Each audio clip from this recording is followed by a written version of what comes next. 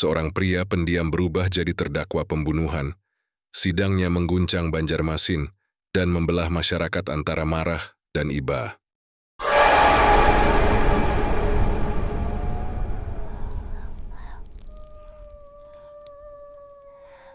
Ibnu dan Sari dulu seperti pasangan muda yang menjadi panutan di lingkungan mereka. Tetangga sering iri melihat cara Ibnu menatap Sari ketika pertama kali menikah. Tatapan yang seolah mengatakan bahwa dunia di luar sana tak ada artinya. Tapi seiring waktu kehangatan itu luntur. Ibnu kehilangan pekerjaan tetap dan beralih ke pekerjaan serabutan yang tak menentu penghasilan. Sementara itu Sari yang awalnya sabar mulai merasa lelah. Setiap malam rumah kecil mereka di pinggir Banjarmasin menjadi panggung percakapan yang meninggi nadanya sedikit demi sedikit. Di ruang tamu yang lampunya meredup karena hemat listrik, suara perdebatan menjadi musik yang tak diinginkan. Ibnu menuduh Sari berubah, Sari menuduh Ibnu tak lagi berusaha. Pada awalnya pertengkaran mereka masih bisa diredam dengan diam panjang. Tapi diam itu justru menimbun bara yang sulit padam. Di balik dinding tipis, tetangga mulai hafal nada suara mereka, meski mereka pura-pura tak mendengar. Ini rahasia Lin yang memperkeruh segalanya. Ibnu menyimpan luka lama, masa kecil yang keras, ayah yang pergi tanpa pamit, dan bayang-bayang kegagalan yang selalu mengikutinya. Sari pun menyimpan cerita yang tak kalah berat. Ia pernah mencintai seseorang sebelum Ibnu, seseorang yang jejaknya belum sepenuhnya terhapus dari hatinya. Ketika secara tak sengaja Ibnu menemukan pesan singkat lama di ponsel Sari. Prasangka tumbuh liar. Malam demi malam, mereka seperti dua orang asing yang tinggal di rumah yang sama. Ibnu duduk lama menatap dinding, mendengar detik jam berdetak seakan mengejek. Sementara Sari menatap jendela, membayangkan hidup yang berbeda. Uang tabungan semakin menipis, kontrakan menagih. Ibnu mencoba usaha kecil-kecilan menjual ikan segar di pasar pagi. Tapi hasilnya tak menutup kebutuhan. Sari ingin ikut bekerja di toko pakaian temannya. Tapi Ibnu merasa harga dirinya akan runtuh jika itu terjadi. Di dalam benak Ibnu, suara-suara penuh kecemasan bergaung. Mengapa aku tak bisa menjadi suami yang baik? Mengapa semua orang seperti menertawakan kegagalanku? Suara itu menempel di setiap langkahnya. Bahkan saat ia mencoba tidur, Sari pun tidak kalah tertekan. Ia merasa terjebak dalam labirin yang tak ada pintu keluar. Ia rindu pada dirinya sendiri yang dulu penuh tawa. Setiap kali menatap cermin, yang ia lihat hanyalah mata lelah dan lingkar hitam yang semakin pekat. Ia masih menyayangi Ibnu, tapi rasa sayang itu dilapisi oleh lapisan-lapisan kecewa. Di luar rumah, Banjarmasin tetap berjalan seperti biasa. Suara klotok di sungai. Aroma pasar terapung saat fajar, riuh anak-anak berlari di gang. Dunia seolah tak peduli pada badai yang bergemuruh di dalam rumah kecil mereka. Tetangga hanya bisa menebak-nebak, ada yang bilang Ibnu sedang kena guna-guna. Ada pula yang menganggap mereka hanya butuh waktu. Namun setiap bisik-bisik yang sampai ke telinga Ibnu menambah rasa tersisih dalam dirinya. Suatu sore, hujan deras turun menambah dingin udara. Ibnu pulang dengan pakaian basah setelah seharian mencoba peruntungan menjual dagangan yang tak laku. Di ruang tengah, Sari duduk menatap ponsel dengan wajah kosong. Bukan tatapan marah, bukan pula tatapan sedih, tapi semacam kekosongan yang membuat Ibnu merasa asing di rumahnya sendiri. Kata-kata pun pecah tanpa aba-aba. Mereka bertukar kalimat yang tak lagi seperti percakapan. Lebih seperti lemparan batu yang saling melukai. Setelah itu hening panjang. Hanya suara hujan di atap seng yang menemani. Ibnu masuk ke kamar dan menatap langit-langit yang basah rembesan. Dalam hening itu pikirannya berlari liar. Ia merasa dunia menutup semua jalan keluar. Sari di sisi lain rumah memandang jendela yang berkabut. Ia merasakan jarak di antara mereka semakin tebal. Seperti tembok tak kasat mata. Malam itu masing-masing terperangkap dalam labirin pikiran sendiri, menimbang masa depan yang tak jelas, menahan gejolak yang tak tahu akan kemana. Hujan turun deras malam itu, seperti guntur yang sejak sore sudah mengintai langit Banjarmasin. Di dalam rumah kontrakan kecil yang dindingnya mulai lembab, udara terasa lebih dingin daripada biasanya. Ibnu menutup pintu dengan hentakan. Tubuhnya basah kuyup. Pakaian menempel di kulit. Sari berdiri di ruang tengah. memeluk dirinya sendiri, wajahnya diterangi lampu kuning redup. "Kamu pulang juga akhirnya," ucapnya pelan tapi suaranya tajam. Seperti bilah tipis yang bisa melukai tanpa terlihat. Ibnu tidak langsung menjawab. Dia meletakkan tas kain berisi barang dagangan yang tak laku. Air menetes ke lantai kayu. Dalam kepalanya suara-suara kecil bergaung. Kegagalan, rasa malu, bisikan bahwa semua ini tak ada gunanya. Sari melangkah maju, matanya menyala. Bukan karena amarah semata, tetapi karena kelelahan yang sudah lama disembunyikan. "Aku tidak bisa begini terus, Ibnu. Kita butuh perubahan. Mungkin aku harus pergi bekerja sendiri, atau..." Kata-kata itu terhenti, namun artinya jelas. "Pergi?" Ibnu menatapnya, ada ketakutan yang tak terucap. "Kau mau meninggalkan rumah ini?" Hujan di luar semakin keras, memukul genteng seperti ribuan ketukan tak sabar. Sari menelan ludah. "Kalau ini terus berlanjut, kita berdua akan hancur." "Aku tak ingin, tapi aku juga tak bisa diam saja." Kalimatnya menggantung di udara, lebih berat dari suara guntur. Ibnu merasa dadanya sesak. Kata hancur memantul di kepalanya seperti gema yang menekan. Semua kegagalan hidup, rasa rendah diri, dan bayangan kehilangan menumpuk jadi satu. "Kau pikir aku tidak berusaha?" Suaranya pecah, campuran antara lelah dan marah. "Setiap hari aku keluar, menahan panas, hujan, menahan pandangan orang-orang yang mengasihani. Kau pikir aku tidak merasa terhina?" Sari memalingkan wajah. Air matanya bercampur dengan keringat dingin. "Aku tahu kamu berusaha, tapi kita butuh jalan lain. Mungkin kita butuh waktu sendiri." Kalimat itu seperti pisau yang menembus ruang hampa. Ibnu melangkah mendekat, langkahnya pelan namun menegangkan. Wajahnya menegang, matanya merah karena kantuk dan amarah yang menumpuk. Suara hujan menutupi detak jantung mereka. Sari menatap balik, tidak bergeming meski rasa takut menari di ujung matanya. Di dalam kepala Ibnu, kenangan demi kenangan berkelebat. Hari pernikahan mereka, tawa pertama di kontrakan, malam-malam penuh mimpi tentang rumah yang tak pernah terwujud. Semua kenangan itu bercampur dengan suara hujan dan bisikan hati yang gelap.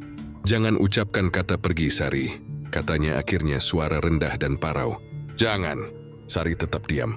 Keheningan itu lebih mencekam daripada teriakan. Di luar, petir menyambar, menerangi ruangan sekejap seperti lampu kilat kamera, menampakkan bayangan wajah mereka di dinding. Detik-detik berikutnya terasa panjang tak berujung. Ibnu merasa seluruh rumah menyempit, udara semakin berat. Sari melangkah mundur satu langkah, lalu duduk di kursi kayu yang berderit. Ia menutup wajah dengan kedua tangan, baunya bergetar. Entah menahan tangis atau sekadar menahan kepenatan. Ibnu menatapnya lama, dadanya naik turun cepat. Jodoh ingin mensekat, ingin mengatakan sesuatu. Tetapi kata-kata terasa beku di tenggorokan. Di antara suara hujan, terdengar suara tetesan air dari atap yang bocor. Ritme lambat yang entah kenapa menambah tegang suasana. Lama kemudian Sari mengangkat wajah. Matanya basah tapi tegas. "Aku tidak tahu apa yang akan terjadi pada kita. Tapi malam ini aku butuh sendiri. Tolong jangan bicara dulu." Ia berdiri melewati Ibnu tanpa menatapnya. Menuju kamar yang pintunya ia tutup pelan namun pasti. Ibnu tetap berdiri di ruang tengah. Mendengar langkah Sari semakin jauh. Hanya hujan yang menjadi saksi, membawa suara gemuruh yang tak mau berhenti. Dalam kesunyian itu, Ibnu menatap ke langit-langit yang mulai meneteskan air. Merasakan campuran marah, takut, dan kehilangan yang sulit dijelaskan. Ia merasa seperti seseorang yang berdiri di tepi tebing. Angin kencang mendorong dari belakang. Sementara di bawah hanya ada kegelapan. Tidak ada kata yang keluar. Tidak ada keputusan malam itu. Hanya tatapan kosong ke dinding dan hujan yang terus memukul genteng seperti dentang jam yang tak mau berhenti. Malam itu menjadi awal dari perubahan yang tak seorang pun di sekitar mereka bayangkan. Udara di rumah itu seperti beku. Hujan di luar telah reda, meninggalkan bau tanah basah yang meresap sampai ke dinding. Ibnu berdiri kaku di tengah ruang tamu. Jantungnya berdegup begitu keras hingga ia merasa suara itu bisa terdengar ke seluruh gang. Cahaya lampu redup menyorot wajahnya yang pucat. Keringat dingin menetes di pelipis. Ia memandang sekeliling, menatap setiap benda seolah semua mata-mata. Pikiran di kepalanya berputar seperti pusaran air yang tak menemukan dasar. Apa yang sudah terjadi? Bagaimana bisa sejauh ini? Pertanyaan itu berulang di kepalanya. Langkahnya gontai menuju dapur, namun ia berhenti setiap kali mendengar suara kecil, tetesan air dari atap, gemerisik daun di luar jendela. Bahkan detik jam dinding terdengar seperti hentakan. Ia menatap freezer besar di sudut dapur. Freezer yang selama ini hanya dipakai menyimpan ikan dan daging untuk berjualan. Pikirannya yang dilanda kepanikan seperti mengajukan ide-ide gila yang bahkan ia sendiri tak mengerti. Dia mendekat membuka pintu freezer. Udara dingin menerpa wajahnya. Hanya semburat putih dan uap dingin yang keluar. Namun baginya itu seperti undangan gelap. Tidak, bisiknya menutup kembali pintu dengan cepat, napasnya tercekat. Ia menatap lantai yang mulai basah oleh jejak kakinya sendiri. Bayangan lampu membuat siluet tubuhnya memanjang, seolah menertawakan kelemahannya. Ibnu mundur beberapa langkah, lalu menunduk menutup wajah dengan kedua tangan. Di dalam kepalanya ia mendengar suara Sari. Bukan suara nyata, tapi gema kenangan.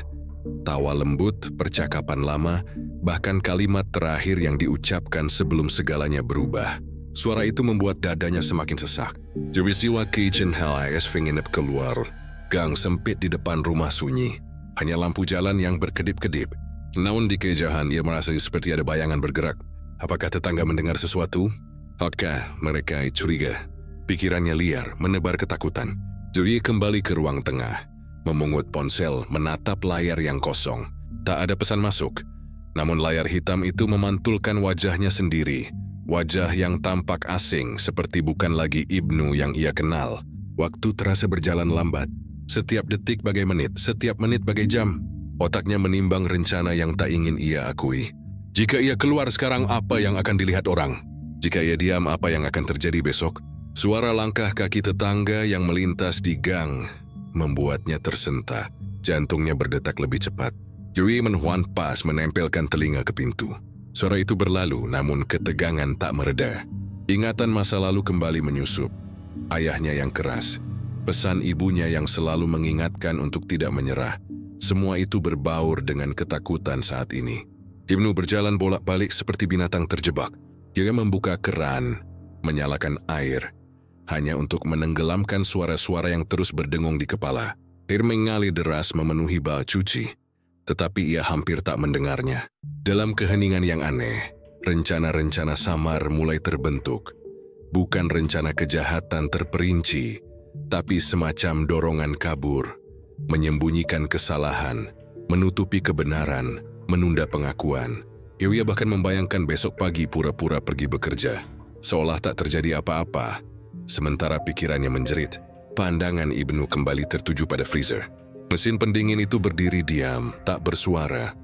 Hanya lampu indikator kecil yang berkedip hijau. Baginya, benda itu seperti simbol. Dingin, bisu, menyimpan rahasia. Gyoya merasa ditarik oleh pikiran gelap, tetapi juga diliputi rasa jijik terhadap dirinya sendiri. Apa aku sudah gila? Gumamnya, suaranya nyaris tak terdengar. Jam menunjukkan lewat tengah malam. Kota Banjarmasin di luar sana terlelap. Hanya sungai yang masih mengalir tenang. Tapi di rumah kecil itu waktu seperti berhenti. Ibnu akhirnya duduk di lantai, punggung bersandar pada dinding yang dingin. Juna menutupi masih mencoba bernapas perlahan. Di dalam gelap, ia mendengar detik jam berdetak seperti suara palu yang memukul rasa bersalah. Tidur tak datang, hanya bayangan wajah Sari yang terus muncul. Setiap kali ia memejamkan mata, wajah itu menatapnya tanpa kata. Ia menahan teriakan yang ingin pecah, menekan dadanya yang berdegup tak wajar. Ketika fajar mulai merayap, cahaya samar menembus jendela. Ibnu masih duduk di posisi yang sama, linglung dan kelelahan. Di luar ayam berkokok, tanda hari baru. Tapi bagi Ibnu, malam itu seolah tak berakhir. Ia tahu bahwa setiap detik yang lewat hanya mempertegas kenyataan. Rahasia yang disembunyikan tidak akan hilang, hanya menunggu saat untuk terbongkar. Udara di dapur begitu dingin, hingga seolah menembus tulang. Mesin freezer berderu pelan. Suara yang biasanya tak berarti kini terdengar seperti bisikan ancaman. Ibnu berdiri di sana, tubuhnya kaku, tangan gemetar tak terkontrol. Ia menatap lantai yang basah, menatap benda-benda di sekitarnya. Pisau, papan kayu, baskom logam, semua kini terasa seperti saksi bisu yang menghakimi. Pikirannya berputar, menolak kenyataan yang ada di depan mata. Hatinya memohon agar semua ini hanya mimpi. agar ketika ia menutup mata dan membukanya lagi, Sari akan berdiri di ambang pintu, tersenyum seperti dulu. Tapi kenyataan tetap dingin, setegar besi yang memantulkan cahaya lampu. Setiap detik terasa seperti palu yang menghantam nuraninya. Ia mendengar suara yang bukan suara. Bisikan samar di sudut ruangan, entah imajinasi atau sesuatu yang lebih gelap. Berhenti, berhenti, desisnya sendiri, namun langkahnya justru maju. Bayangan Sari muncul di benaknya. Tawa lembut, kata-kata terakhir, tatapan mata yang pernah penuh cinta.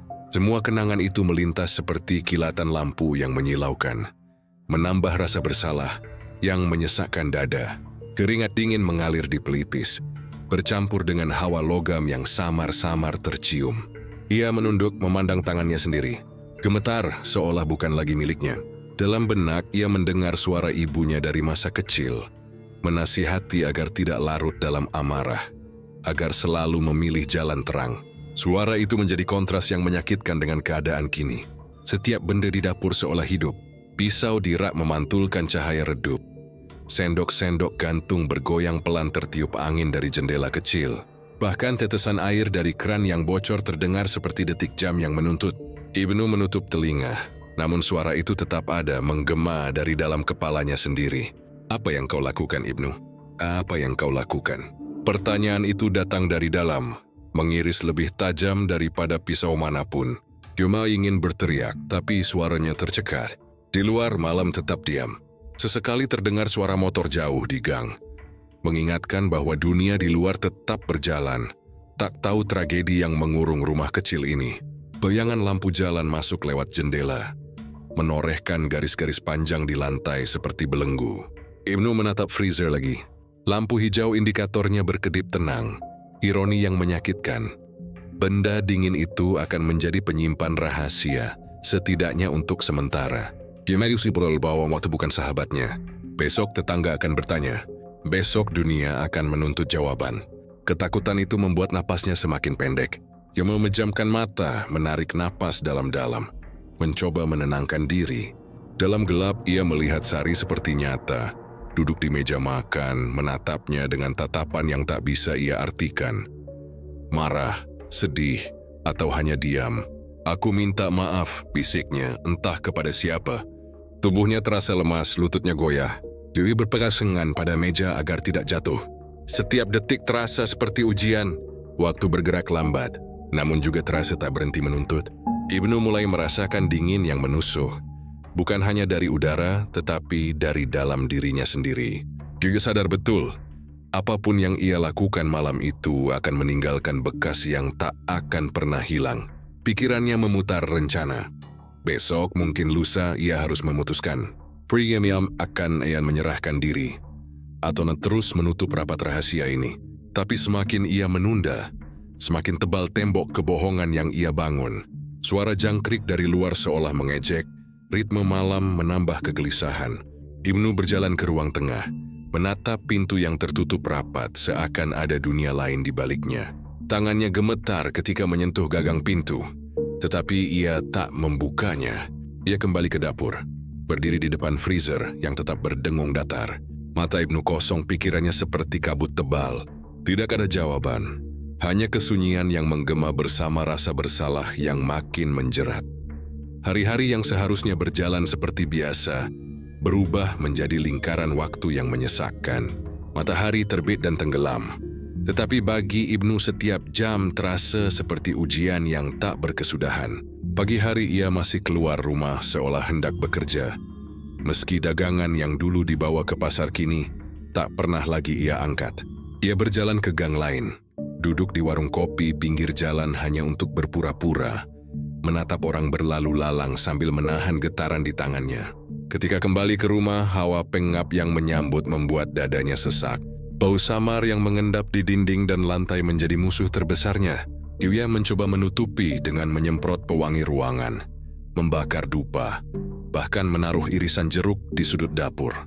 Namun bagi hidungnya sendiri, aroma besi yang dingin tak pernah hilang. Dan sepertinya tetangga pun mulai merasakannya. Awalnya hanya lirikan-lirikan kecil. Bu Siti, yang rumahnya bersebelahan, beberapa kali terlihat mengernyit saat lewat di depan pintu. Anak-anak yang biasa bermain petak umpet di gang mulai menghindari halaman rumahnya. Suatu siang, Pak Rahman yang biasa ramah menyapa hanya memberi anggukan singkat. Matanya diam-diam mengamati jendela yang tertutup rapat. Ibnu merasakan semua tatapan itu menempel di kulitnya seperti debu yang tak bisa dihapus. Malam hari menjadi lebih berat. Suara anjing liar yang menggonggong di ujung gang terdengar lebih nyaring, seolah memberi isyarat kepada seluruh lingkungan bahwa ada sesuatu yang tak beres. Kadang Ibnu terbangun dari tidur singkatnya karena mimpi yang sama.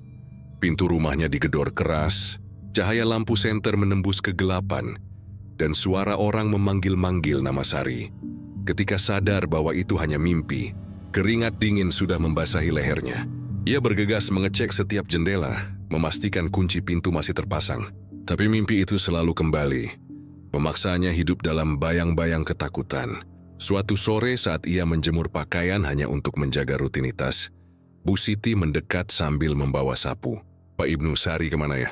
Sudah beberapa hari tidak kelihatan," tanyanya dengan nada dibuat-buat santai, namun penuh selidik. Ibnu tersenyum kaku. "Ke rumah saudaranya di Martapura, Bu. Ada urusan keluarga," jawabnya cepat, berharap kata-kata itu terdengar meyakinkan.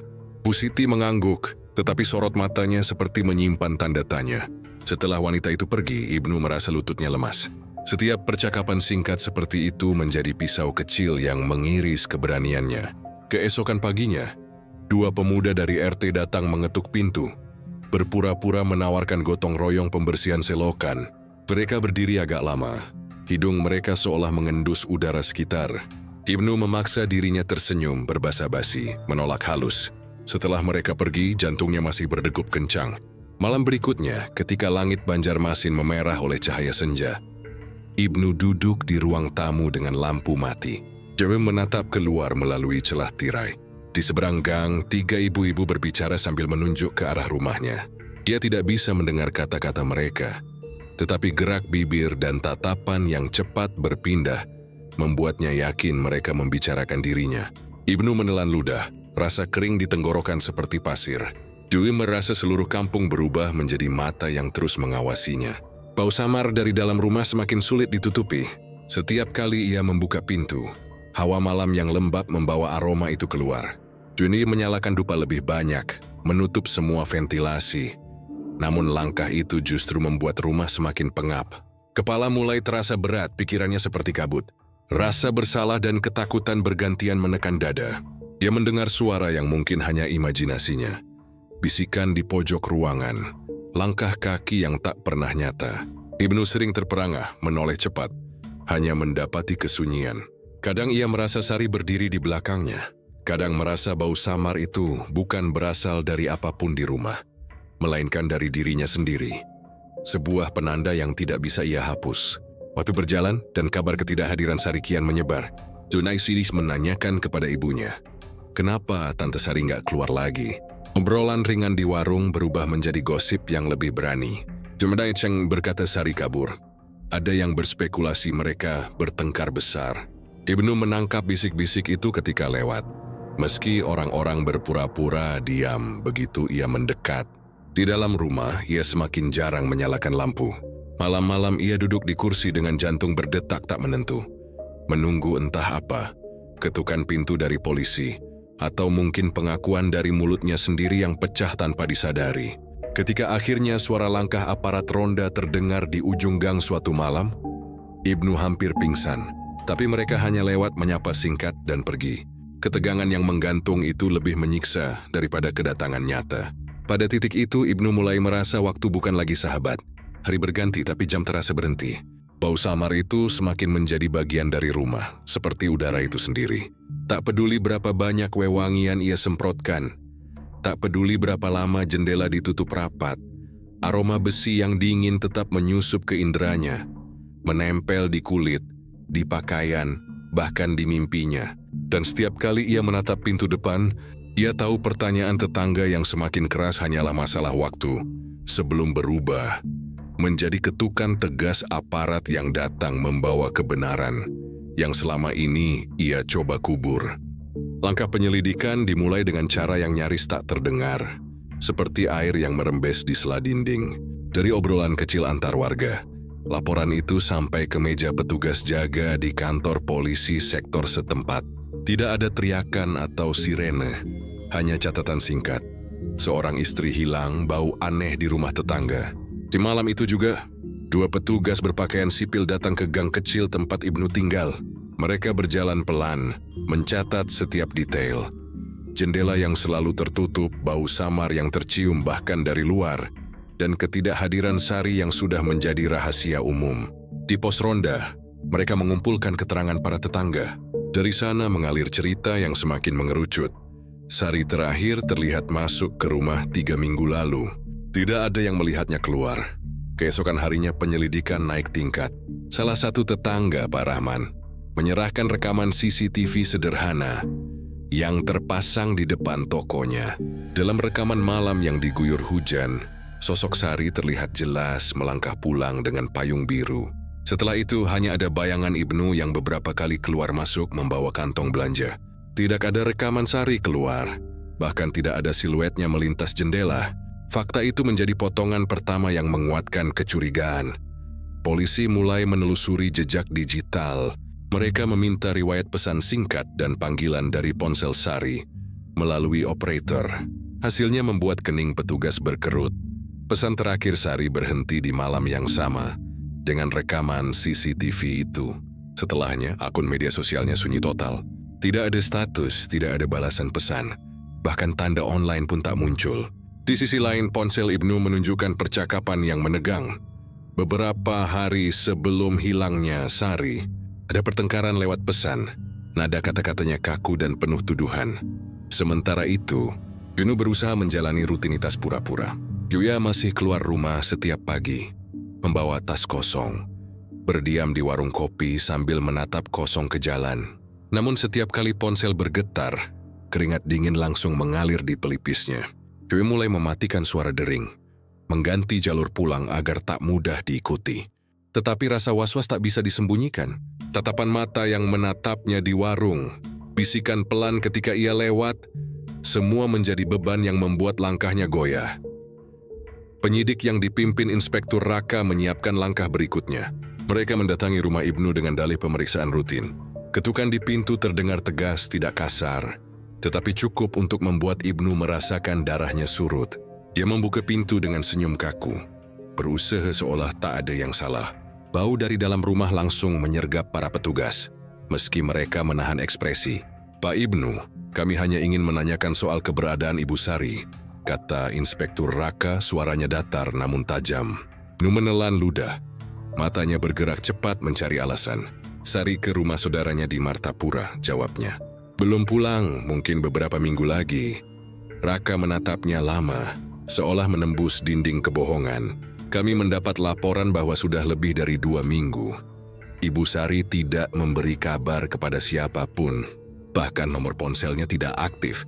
Apakah Bapak memiliki nomor keluarga yang bisa kami hubungi?" Ibnu tergagap, mencoba menyebut nama yang tak pernah ada. Petugas lain mencatat setiap gerak-gerik. Tangan Ibnu yang berulang kali mengusap kening. Kaki yang tak bisa diam, tatapan yang menghindar. Setelah percakapan singkat itu, polisi pamit dengan sopan, tetapi mereka meninggalkan lebih banyak pertanyaan daripada jawaban. Mereka segera mengajukan surat izin untuk penggeledahan. Sementara itu, tim forensik digital mulai menggabungkan data. Rekaman CCTV, riwayat telepon, dan catatan transaksi belanja Ibnu. Ternyata, sehari setelah Sari menghilang, Ibnu membeli cairan pembersih dalam jumlah tidak biasa di sebuah toko yang jarang ia kunjungi. Struk pembelian itu ditemukan di tong sampah dekat pasar. Dilaporkan oleh pemilik toko yang mengenal wajahnya. Di sisi lain, jejak di media sosial menjadi saksi bisu. Pesan pribadi yang pernah dihapus Sari berhasil dipulihkan. Ada percakapan dengan sahabatnya yang mengisyaratkan ketakutan. "Sari akan amarah Ibnu." Kalimat-kalimat itu menambah potongan puzzle yang membuat polisi semakin yakin bahwa rumah kecil itu menyimpan rahasia. Gelap, Ibnu merasakan tekanan kian mendekat seperti dinding yang menutup rapat. Malam-malamnya dipenuhi mimpi buruk. Ketukan pintu yang tak henti, sirene polisi yang meraung meski tak nyata, dan bayangan Sari yang menatapnya tanpa kata. Setiap kali terbangun, ia merasakan dada seolah terhimpit batu. Bau yang selama ini coba ia sembunyikan semakin menyengat, bercampur dengan hawa lembab Banjarmasin yang tak pernah kering. Gang tempatnya tinggal kini bagai panggung bisu. Tetangga-tetangga yang dulu menyapa kini hanya berbisik di balik gorden. Anak-anak berhenti bermain di depan rumahnya. Bahkan suara pedagang sayur yang lewat setiap pagi terdengar enggan memanggil. Ibnu merasa setiap mata adalah mata penyelidik. Setiap bisik adalah tuduhan. Ia mencoba menyalakan radio untuk menutupi kesunyian. Tetapi suara musik hanya menambah rasa asing. Ketika surat izin penggeledahan akhirnya keluar, tim polisi kembali datang, kali ini dengan kendaraan dinas dan perlengkapan lengkap. Ketukan pintu tak lagi sopan, tetapi tetap terkendali. Ibnu berdiri di balik pintu, tubuhnya lemas. Ia tahu permainan pura-pura akan segera berakhir. Dalam hitungan menit, rumah kecil itu akan menjadi tempat yang dikelilingi pita kuning dan kamera berita. Setiap sudut akan diperiksa, setiap jejak akan diungkap. Dan semua rahasia yang ia coba kubur dengan ketakutan, kini siap muncul ke permukaan. Ruang interogasi itu dingin seperti dinding beton yang menahan segala kehangatan. Lampu neon di langit-langit bergetar pelan, menebarkan cahaya putih yang menusuk mata. Ibnu duduk di kursi besi, tangannya terborgol di depan, kepala menunduk. Nafasnya berat seperti seseorang yang menahan badai dalam dadanya. Di seberangnya, Inspektur Raka memandang tanpa terburu-buru. Matanya tajam namun tidak menghakimi. Di sudut ruangan, dua petugas lain mengawasi. Pena siap menyalin setiap kata yang terucap. Hening panjang mengisi ruangan. Hanya jam dinding yang berdetak pelan. "Ibnu," suara Raka akhirnya terdengar tenang tapi penuh tekanan. "Kami ingin mendengar dari Anda sendiri. Nama yang sebenarnya terjadi di rumah apa itu?" Ibnu tidak langsung menjawab. Matanya berkeliling seolah mencari jalan keluar yang tak ada. Bibirnya bergetar, dan ia menelan ludah yang rasanya kering seperti pasir. Raka melanjutkan, "Semakin lama Anda diam, semakin berat beban yang akan Anda pikul. Kebenaran adalah satu-satunya jalan. Untuk Anda sendiri, untuk keluarga Sari, dan untuk keadilan." Kata keluarga Sari membuat bahu Ibnu sedikit tersentak. Dia mengangkat wajahnya perlahan, menatap lampu yang menggantung seperti mata yang mengawasi. "Saya," suaranya nyaris tak terdengar, hanya bisikan. Raka mencondongkan tubuh sedikit ke depan, memberi ruang agar kata-kata itu bisa keluar. "Saya tidak pernah berniat." Ibnu berhenti lagi, menarik napas panjang. "Malam itu, kami bertengkar. Dia bilang akan pergi. Saya takut dia benar-benar meninggalkan saya. Saya tidak bisa menerima itu." Kata-katanya pecah di ujung kalimat, seperti retakan kaca yang semakin melebar. Petugas di sudut ruangan menulis cepat, pena berderit di atas kertas. Ibnu melanjutkan, suaranya kini lebih serak. "Saya merasa seperti tidak berarti. Pekerjaan saya hancur. Orang-orang menertawakan saya. Sari adalah satu-satunya yang tersisa. Saat dia berkata akan pergi, saya masalah kebiayai berpikir jernih. Rasanya seperti dunia runtuh. Air mata yang selama ini ditahan mulai membasahi wajahnya. Dia mengusapnya dengan punggung tangan yang masih terborgol. Raka menatapnya, ekspresinya tetap terkendali. "Lalu apa yang Anda lakukan setelah itu?" Ibnu menunduk lagi, baunya gemetar. "Saya terjadi. Saya hanya ingin dia tetap di sini, tapi malah kehilangan segalanya. Saya takut, sangat takut. Saya tidak tahu harus berbuat apa, jadi saya mencoba menyembunyikan semuanya." Kata-kata itu meluncur seperti beban yang selama ini menindihnya. Ruangan kembali hening, hanya terdengar isakan tertahan. Raka menunggu, membiarkan keheningan menjadi ruang bagi penyesalan. "Kenapa tidak melapor setelah kejadian?" tanya Raka lembut namun tegas. Ibnu menggeleng, matanya merah. "Saya pengecut. Saya pikir kalau saya sembunyikan semua akan hilang. Tapi setiap malam saya mendengar suara Sari memanggil. Setiap detik saya menyesal. Tidak ada hari tanpa bayangan itu menghantui." Raka menulis catatan singkat, kemudian menatap langsung ke mata Ibnu. "Anda sadar konsekuensi dari pengakuan ini? Bahwa semua ini akan menjadi bukti di pengadilan?" Ibnu mengangguk perlahan. "Saya sadar. Saya tidak bisa lagi berbohong. Saya ingin ini berakhir. Saya ingin keluarga Sari tahu saya menyesal. Tidak ada yang bisa mengembalikan waktu. Tapi saya harus mengatakan yang sebenarnya." Suaranya pecah, namun ada kepasrahan yang jelas. Raka menutup berkas di depannya, memberikan tanda kepada petugas lain. Juni Metia mengangguk dan meninggalkan ruangan untuk menyiapkan dokumen resmi. Hanya Raka dan Ibnu yang tersisa. Penyesalan Anda akan dicatat, ucap Raka pelan. Tapi hukum tetap harus berjalan. Ibnu menunduk dalam, seolah kata-kata itu adalah vonis yang sudah ia terima, bahkan sebelum pengadilan dimulai. Jowias tidak berusaha membela diri, tidak menuntut pengertian. Yang tersisa hanyalah kelelahan dan kesadaran bahwa semua ini lahir dari pilihan buruk yang tak bisa diulang. Di luar ruangan, koridor kantor polisi dipenuhi langkah-langkah cepat petugas, suara telepon, dan aroma kopi pagi. Tapi di dalam ruang interogasi, waktu seperti melambat. Ibnu duduk membeku, mendengarkan bunyi pintu yang ditutup kembali. Ia menatap kosong ke dinding, mengingat kembali malam-malam penuh bisikan rasa bersalah, yang kini berganti dengan kenyataan dingin penjara. Ketika petugas kembali dengan dokumen berita acara, Ibnu menandatangani setiap lembar tanpa ragu. Tinta hitam di kertas putih menjadi saksi bisu dari pengakuan yang ia sampaikan. Setelah semua selesai, borgol kembali melingkar di pergelangan tangannya. Saat digiring keluar, Ibnu sempat menoleh ke jendela kecil di ujung ruangan. Matahari mulai naik. Cahaya keemasan menembus kaca buram, memberi kilau samar pada udara pagi. Sekilas cahaya itu membuatnya teringat pada hari-hari awal bersama Sari. Ketika mereka masih tertawa di bawah langit yang sama. Sebuah kenangan singkat, manis namun pedih, menutup bab terakhir dari kebohongan yang selama ini ia sembunyikan. Gedung Pengadilan Negeri Banjarmasin pagi itu penuh sesak.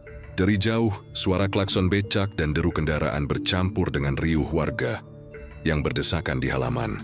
Wartawan dari berbagai media nasional sudah berkumpul sejak fajar. Kamera dan mikrofon siap merekam setiap detik yang dianggap bersejarah. Di luar pagar, pedagang kaki lima mendadak ramai, seolah sidang ini bukan hanya peristiwa hukum, tetapi juga tontonan publik. Di antara kerumunan, ada yang datang karena penasaran, ada yang membawa spanduk menuntut hukuman seberat-beratnya, dan ada pula yang diam-diam menyimpan rasa iba pada pria yang mereka kenal sebagai tetangga pendiam. Ketika mobil tahanan berhenti di depan gedung, sorak campur ejekan terdengar. Ibnu turun dengan langkah pelan, diapit dua petugas. Wajahnya pucat, mata tertunduk, seolah setiap teriakan dari luar menembus dadanya. Kamera-kamera menyala, kilatan cahaya membelah udara pagi yang lembab. Di ruang sidang, suasana tidak kalah tegang. Deritan bangku kayu dipenuhi keluarga, teman lama, dan orang asing yang ingin menyaksikan sejarah. Di bangku depan, keluarga Sari duduk kaku. Wajah mereka campuran antara duka dan kemarahan yang sulit diungkap. Ibnu dibawa masuk dan ditempatkan di kursi terdakwa. Di sebelahnya, pengacara yang ditunjuk negara menatap berkas dengan mata serius, menyiapkan argumen yang entah seberapa mampu mengurangi beban hukuman. Majelis hakim memasuki ruangan. Palu diketukkan 3 kali dan sidang dimulai. Jaksa penuntut umum berdiri dengan suara lantang membacakan dakwaan. Kata demi kata menggema di ruangan. Pembunuhan berencana, penyembunyian jasad, pelanggaran berlapis. Setiap kalimat seperti anak panah yang menancap di hati semua yang mendengar. Ibnu tetap diam, matanya menatap lantai, hanya sesekali menelan ludah. Pengacara pembela kemudian diberi giliran, berusaha menampilkan sisi manusia dari Ibnu. Tekanan ekonomi, gangguan mental yang belum pernah ditangani, penyesalan mendalam yang ditunjukkan sejak interogasi. Klien kami tidak pernah merencanakan perbuatan ini. Ia terjerat amarah sekejap yang disesali sepanjang hidup, ucap sang pengacara. Suaranya berusaha stabil di tengah tatapan ratusan pasang mata. Saksi-saksi mulai dipanggil. Tetangga yang pertama kali melapor bercerita bagaimana bau aneh tercium, dan keheningan rumah Ibnu membuat mereka curiga. Seorang teman lama Sari memberikan kesaksian tentang pesan singkat terakhir yang penuh ketakutan. Petugas forensik menjelaskan prosedur penyelidikan dari rekaman CCTV hingga jejak digital yang mengungkap kebohongan. Setiap kesaksian memperkuat rangkaian peristiwa yang sudah jadi sorotan media, menambah berat beban di pundak Ibnu. Ketika tiba giliran Ibnu berbicara, ruangan hening total. Semua menunggu kata-kata dari pria yang beberapa bulan lalu hanyalah warga biasa di gang kecil. Ibnu menarik napas dalam, menatap hakim, lalu menoleh sekilas ke keluarga Sari. Saya tidak punya alasan yang bisa membenarkan apa yang saya lakukan. Suaranya pelan namun jelas. Saya menyesal. Setiap malam saya dihantui penyesalan itu. Saya tahu dakir ada maaf yang cukup, tapi saya mohon keluarga Sari, jangan benci orang tua saya. Mereka tidak tahu apa-apa. Semua ini salah saya sendiri. Beberapa hadirin menunduk, sebagian terisak, sebagian tetap menatap tajam. Media di luar ruangan segera menyalurkan setiap kata ke layar televisi dan portal berita. Di warung-warung kopi, orang membahas sidang ini, seolah membicarakan sebuah drama yang tak ada habisnya. Ada yang marah, menuntut hukuman maksimal. Ada yang berkata, dia manusia juga, pasti menyesal.